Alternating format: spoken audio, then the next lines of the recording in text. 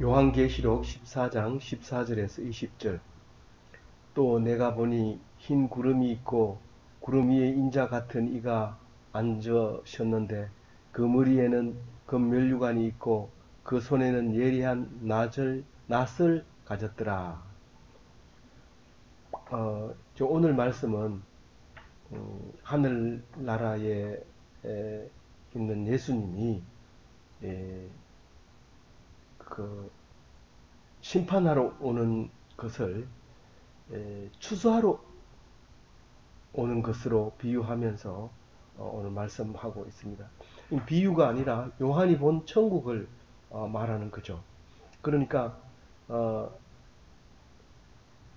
이것은 천국이다 라고 말하지는 않지만 우리가 성경 66권 속에 들어있는 것은 다 성령으로 기록된 것이기 때문에 요한이 꿈으로 환상으로 보고 쓴 것이 똑같은 성령으로 인도함으로 기록된 것이라고 보면 됩니다. 그러니까 그 누구도 여기 와가지고 그게 말이 되냐? 말이 안 되는 사람은 읽으면 안 됩니다.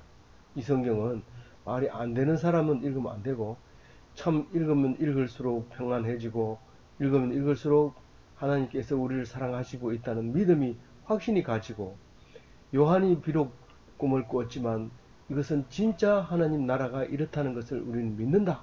이런 신앙 고백을 가지는 사람에게 요한계시록을 읽어야 합니다. 혹자는 이걸 가지고 강조함으로써 사람을 현혹시키고 또 이간질시키고 또 그리고 많은 사람을 이단으로 몰고 가는 일이 있습니다만은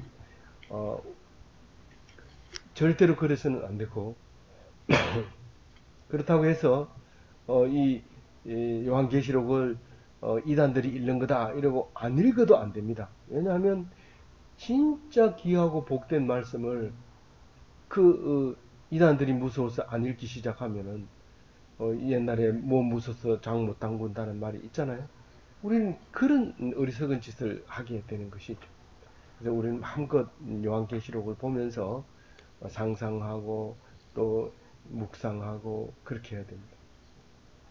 사실 다른 사람 같았으면 밤모섬에 가둬놓고 아무것도 안 주고 오래 가둬놓으면 죽었을 텐데 사도 요한은 이 말씀을 가지고 꿈을 계속 꾸니까 이 환상을 보게 되고 이것을 기록하니까 우리들에게 큰 영향력을 주게 됩니다.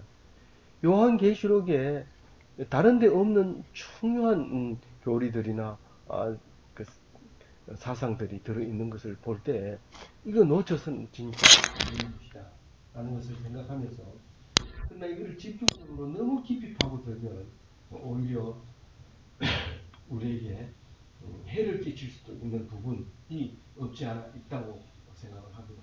그러니까 늘 말씀드리지만 요한계시록은 그냥 하는 사람 얘기를 듣든지 자기가 얘기를 하든지 그렇게 해야 되지 갖다 놓고 토론하거나 네 말이 맞다 네 말이 맞다 평가를 한다든가 이런 짓은 안 하는 것이 요한계시록의 성질상 참 좋은 거다 그렇게 생각합니다.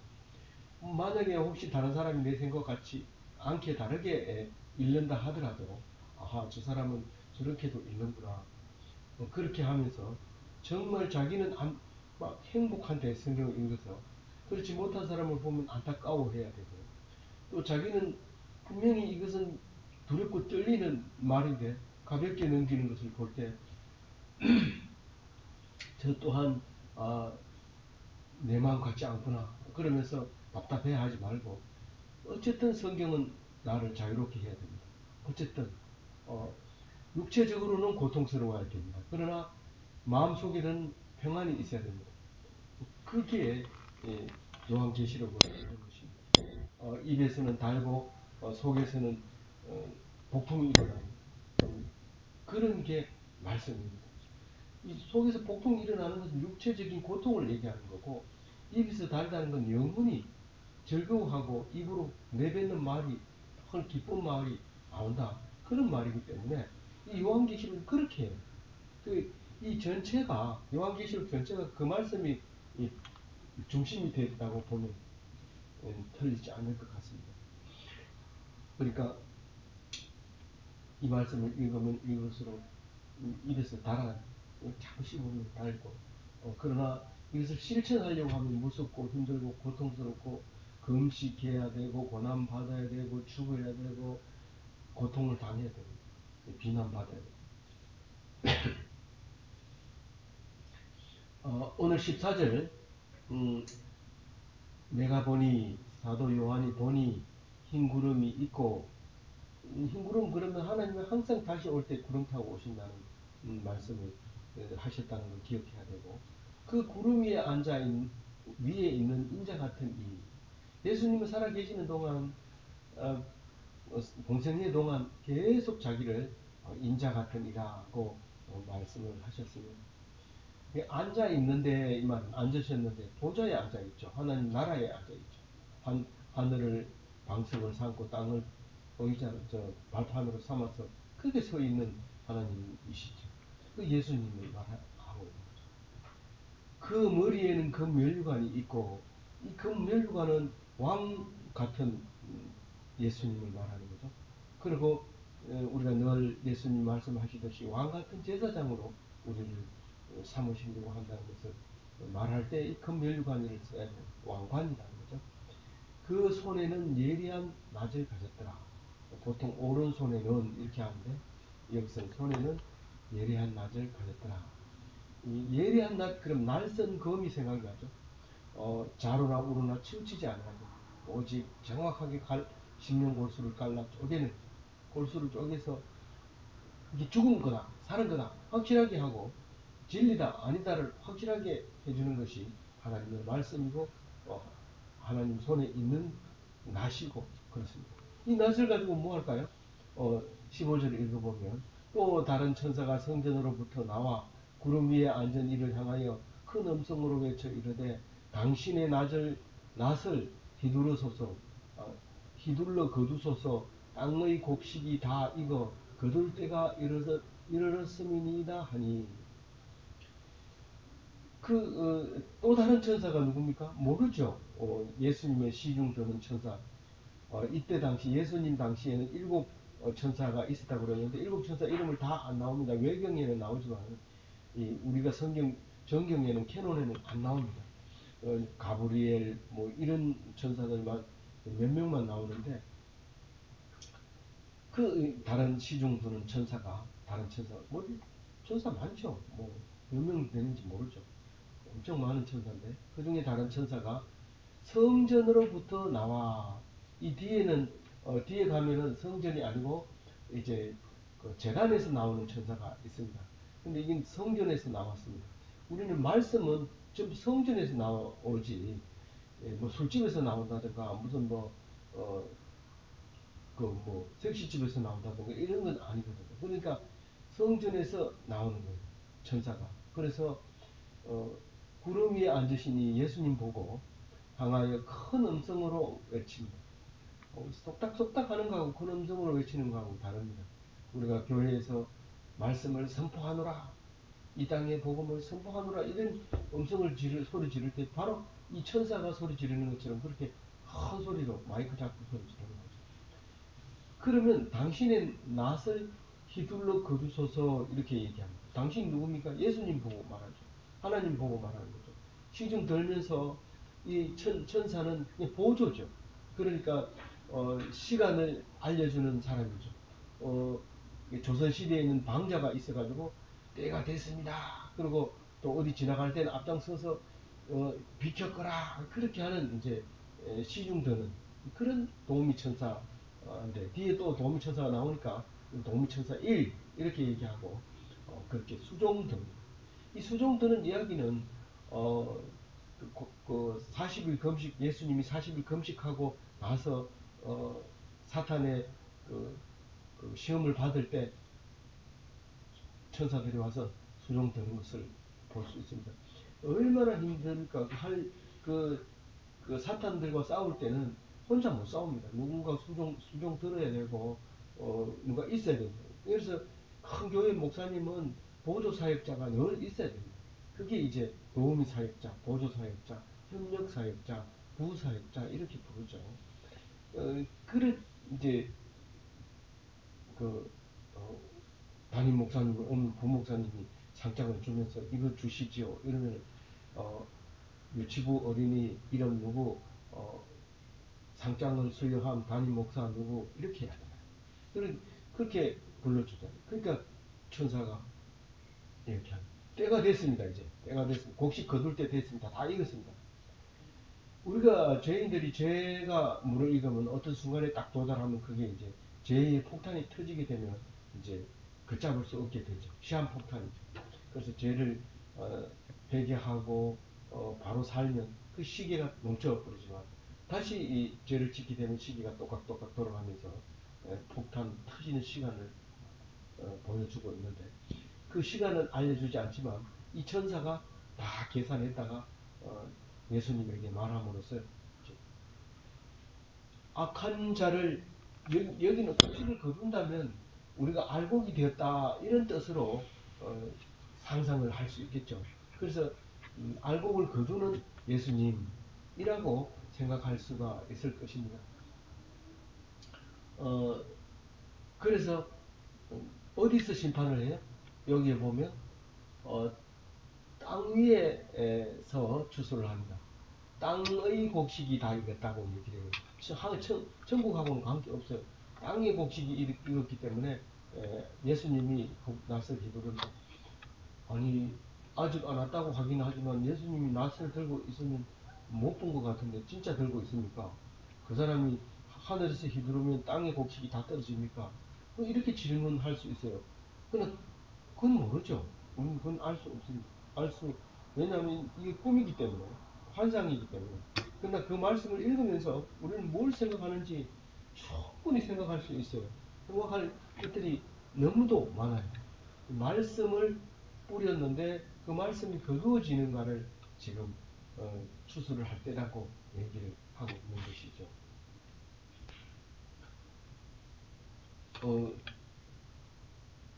그래서 추수할 때는 항상 양쪽으로 이제 말씀금을 가지고 이렇게 합니다. 사탕수수 추수할 때는 낫같이 생긴 걸 쭉쭉 한쪽으로 이렇게 빕니다. 그런데 이게 이제 경우에 따라서는 이걸 단을 안 묶을 때는 양쪽으로 날이 선 걸 갖다가 이렇게 저렇게 막 치면은 올 때 치고 갈 때 치고 하나도 손실 없이 그렇게 치나가는 말씀 낫이 될 수 있는데 이 양쪽으로 낫이 섰다는 게 아니라 예리한 낫을 가졌다고 하는 것입니다. 그래서 땅 위를 심판하는데 말씀으로 가지고 심판을 합니다.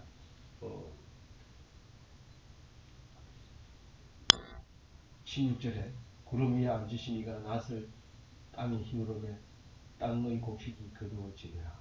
추수 끝났대. 예수님이 한 말씀하면 알곡은 곡간에 들이고 쪽정은 버리고 그렇게 됩니다. 17절은 다른 얘기입니다. 다른 얘기. 또 다른 천사가 하늘에 있는 성전에서 나오는데 역시 예리한 칼을 가졌더라.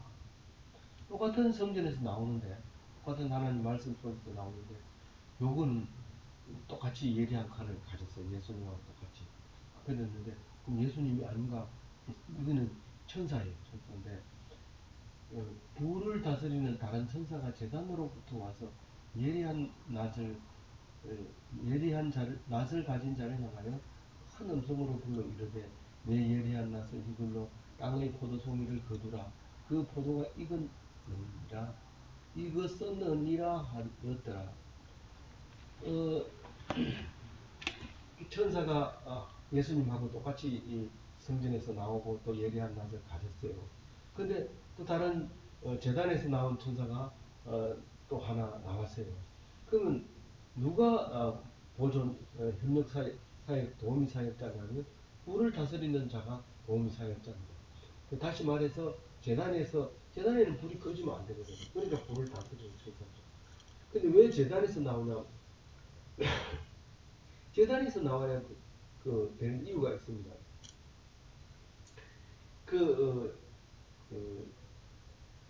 재단 밑에는 천국 재단 밑에는 누가 있어요? 그 흰옷을 입고 죽임당한 영혼들이 있어요. 거기서 거룩하고 참되신 대주제여 땅에 거하는 자들을 심판하여 우리 피를 갚아주시기까지 주지 아니하시기를 어느 때까지 하시려 하나이까. 지금은 피를 갚아주지 않고 있는데 도대체 언제 갚아줄 건데요? 이렇게 말하고 있는 거죠. 그러니까 이제 그 제단 앞에서 나온 그 천사가 이 소리를 6장에 가서 듣고 오늘 14장에 와가지고 15장에 와가지고 6장에 와서 듣고 16장에 와서 15장이죠? 15장 14장인가요? 오늘 14장이니까 14장에 와서 이제 비로소 이제 때가 되었다고 거두라고 어느 때까지 하시려 하나이까 이제 익었다 포도가 익었다 이제 거두라 그렇게 이제 말하고 있는 거죠. 19절의 말씀에 이제 천사가 낫을 땅에 휘둘러 땅의 포도를 그분이 하나님의 진노에 큰 포도주 틀에 거두어 하나님의 진노에 큰 포도주 틀에 던져버렸어요. 이제 다 끝났어요. 그러니까 죄악을 가진 사람은 진노의 포도주 틀 속에 들어가 버린 거예요. 그러니까 우리는 그날을 기다리고 있는데 마라나타 하면서 구원의 추수의 날이라고 기다리고 있는데 이 포도밭을 심판하는 사람은 진노의 큰 포도주 틀에 던지게 되는데 이 진노의 포도주 틀은 다른 데도 나오죠. 근데 이것은 갚아야 할 피값을 말하는 거죠. 그러니까 엄청난 피를 흘리는 모습을 볼 수도 있지만 순교하는 모습을 볼 수도 있지만 순교한 자의 피를 갚아주는 피일 수도 있습니다. 지금 6장 9절을 생각하면 이것은 갚아주는 피라고 봐야 돼요. 재단에서 나왔기 때문에. 언제까지 갚아주시겠습니까? 이러니까 기다려라 했을 때 갚아주는 피가 얼마나 피가 많이 나왔는지 성 밖에서 그 틀이 밟히니 틀에서 피가 나서 말 굴레에까지 닿았고 1600 스타디온에 퍼졌더라 이렇게 말합니다. 그러니까 천국에 흰옷을 입고 언제까지 우리를 원수를 안 갚아줍니까? 할 때 갚아준 날에 갚아주는 피의 양이 이 성 밖이라고 했는데 예루살렘 성 밖은 흰놈의 골짜기 거기 아골 골짜기 재물들의 똥을 버리고 재물들을 태워버리고 그러던 나중에는 인신제사를 또 거기서 드리던 그 성 밖에서 일어나는 지옥과 같은 그러니까 그 성 밖에는 지옥과 같은 이런 겁니다. 그 틀에서 이제 포도틀 이게 그 포도주 농장이 성 밖에 있으니까 밖에서 당연히 있어야 되죠. 감남산에 감남원 안에 기름을 짜는 이제 올리브 기름 짜는 동굴이 있었다고 해요. 예수님 실제 그래서 예수님이 땀을 짜듯이 피같이 흘릴 때로 거기 겟세마네 동산에서 그 동굴에서 포도주 짜는 것처럼 그거를 상상하는 언어를 사용하고 비유했다고 이제 말하기도 합니다. 어쨌든 거기에 그 동굴이 있었는데 예수님이 거기에 거하다가 붙잡으러 오니까 나갔다고 얘기해요. 동굴이 아니면 나갈 리가 없죠. 나갔다는 말 자체가 아니죠. 근데 붙잡으러 오니까 나가서 누구를 찾느냐? 그게 바로 나다. 이럴 때 막 쓰러지고 이랬는데 그때 이제 그 포도주 덜이 성 밖에 있는 건데 거기서 비가 나서 말 굴레가 아무리 키가 작아도 사람 키만한 말 굴레 높이가 그만큼 비가 가득했을 뿐만 아니라 얼마까지 퍼졌느냐면 1600 스타디온까지 풀었다고 그러는데, 이 스타디온은 그리스 피트를 사용하면 600 그리스 피트, 600척, 1스타디온이 180m를 얘기하고 있는 건데, 이거를 이제 킬로미터로 고치면 296km. 그러니까 다른 말로 얘기하면 다한에서부터 보엘세바까지, 다른 말로 얘기하면 이스라엘 전역에 이 피가 퍼졌다. 무슨 말일까요? 우리는 그동안 그 사람들을 천국에 보낸 순교자들을 수를 세면 그 피를 갚으려면 그만큼 피가 된다. 그렇게 이해할 수 있는 것이죠. 그래서 이 말은 온 이스라엘은 다 죄인이다. 온 이스라엘은 피를 다 흘려야 이 정도 될지 안 될지 모르지만 그만큼 피가 많았다. 이 꿈속에서 보니까 이 양은 엄청날 수도 있죠. 우리는 꿈속에서 헤엄치는 이야기도 많이 하고 그러잖아요. 그러니까 그런 일을 말할 수 있는 거죠. 이스라엘 백성은 다른 말로 얘기하면 하나도 의로운 사람이 없다. 전부 죄인이다. 갈라디아서의 율법의 행위로서는 의롭다함을 얻을 육체가 없느니라. 그럼 뭘로요? 오직 예수를 믿음으로 말미암아 의롭다함을 얻지. 육체를 가지고는 전부 죄를 짓고 있다는 거죠. 아, 그럼 상관없다. 그럼 이 예수님은 상관없다. 그러니까 다 죄를 지었는 거고. 이러면서 죄에 대해서 무감각하면 안 되죠. 이럴 때 모두가 다 죄를 지어서 피를 흘려야 된다 할 때라도 믿음을 가지고 구원을 받고, 그리고 그 말씀을 전함으로써 남들도 구원받는 그런 그리스도인이 돼야 됩니다. 이 성경을 읽고 엉뚱한 생각을 하면 안 됩니다. 진짜 목숨을 걸고 구해야 되겠다.